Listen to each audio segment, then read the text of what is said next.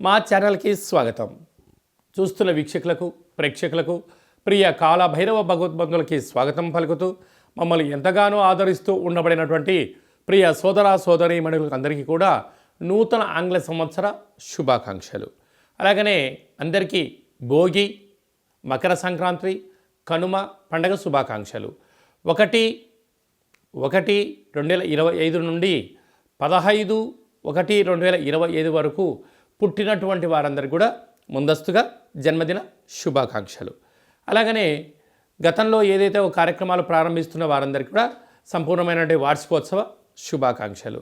కనుక నూతన ఆంగ్ల సంవత్సరంలో 2025లో అందరికీ శుభాన్ని, జయాన్ని, ఐశ్వర్యాన్ని, ఆనందాన్ని ప్రసాదించాలని, ఎవరైతే ఏ వృత్తులు అయితే చేస్తున్నారో వారందరికీ కూడా అష్టకష్టాలన్నీ తొలగిపోయి అష్టైశ్వర్య ప్రాప్తి కలిగించాలని మనసారా కాళభైరస్వామిని కోరుకుంటూ అందరికీ ఆశీర్వచనం. ద్వాదశ రాశుల్లో గ్రహ గమనాలను ఒకసారి వీక్షింపచేద్దాం.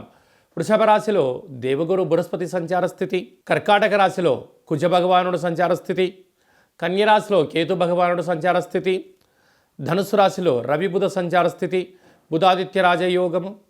అలాగనే కుంభరాశిలో శుక్రుడు మరియు శని సంచార స్థితి, మీనరాశిలో రాహు సంచార స్థితితో ద్వాదశ రాశుల్లో గ్రహ గమనాలు ఈ విధంగా ఉన్నాయి.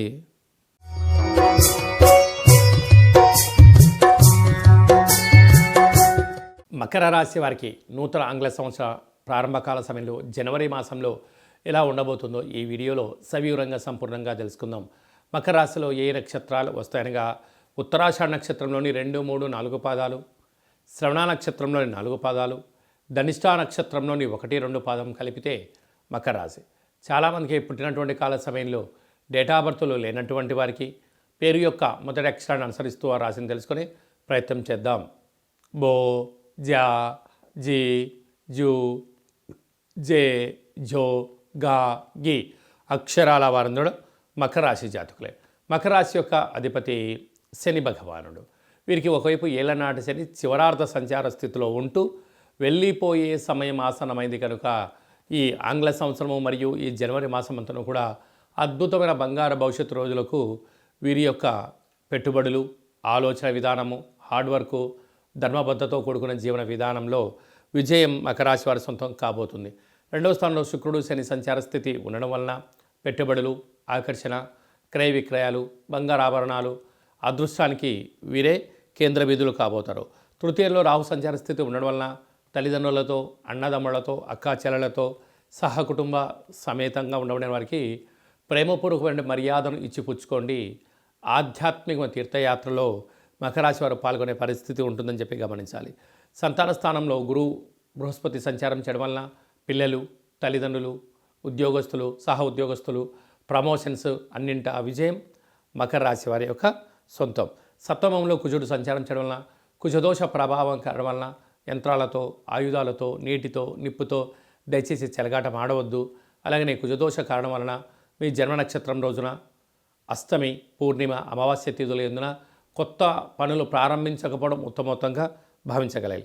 భాగ్యస్థానంలో కేతు సంచారం చేయడం వల్ల దూరచూపు, ప్రయాణాలు, పెట్టుబడులు, ప్రేమ, వివాహ కార్యక్రమాలంతా కూడా అన్నింటా విజయం.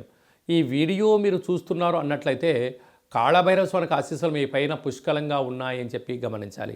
ఇకపై నుంచైనా మీరు కాళభైరస్వామి స్మరణ, ధ్యానము, ఏకాగ్రత, దీపము, ముడుపు కట్టే సమయం ఆసన్నమైందని చెప్పి గుర్తుపెట్టుకోగలగాలి. కలియుగ కాలంలో నరదృష్టిని, శత్రు ప్రభావాలను, యంత్ర, మంత్ర, తాంత్రికపరమైన దోషాలను తొలగించే ఏకైక భగవంతుడే కాళభైరస్వామి వారు. కనుక కాళభైరస్వామి స్మరణ చేసే సమయం ఆసన్నమైందని చెప్పి గుర్తుపెట్టుకోగలగాలి. 1వ తారీఖు నుండి 15వ తారీఖు వరకు ముఖ్యమైనటువంటి పండుగల గురించి క్లుప్తంగా, సవివరంగా, సంపూర్ణంగా తెలుసుకుందాం. 1వ తారీఖున బుధవారము, నూతన ఆంగ్ల సంవత్సర ప్రారంభము, అద్భుతమైన యోగదాయకమైనటువంటి కాలము కనుక ఆ రోజు వీలైనంత వరకు ప్రశాంత వాతావరణాన్ని ఏర్పాటు చేసుకొని ఆధ్యాత్మిక చింతనలో ఉండగలిగినట్లయితే సంవత్సరాంతము కూడా నూతన వస్త్రాలు, బంగారు ఆభరణాలు, విందులు, వినోదాలు, ఆధ్యాత్మిక యాత్రలో స్వాగతం పలకడానికి అవకాశం ఉంటుందని చెప్పి ఎంతో గమనించాలి. 5వ తారీఖు షష్ఠి ఆదివారం, పూర్వాభాద్ర నక్షత్రంగా పుట్టలో పాలుపోయడం, శ్రీ వల్లీ దేవసేన సుబ్రహ్మణ్య స్వామి వారికి అర్చన, అభిషేక కార్యక్రమాన్ని ఆచరించడం వలన జాతకంలో ఉండబడిన కుజదోషం, సర్పదోషం, నాగదోషం తొలగిపోతుందని చెప్పి కూడా గమనించాలి.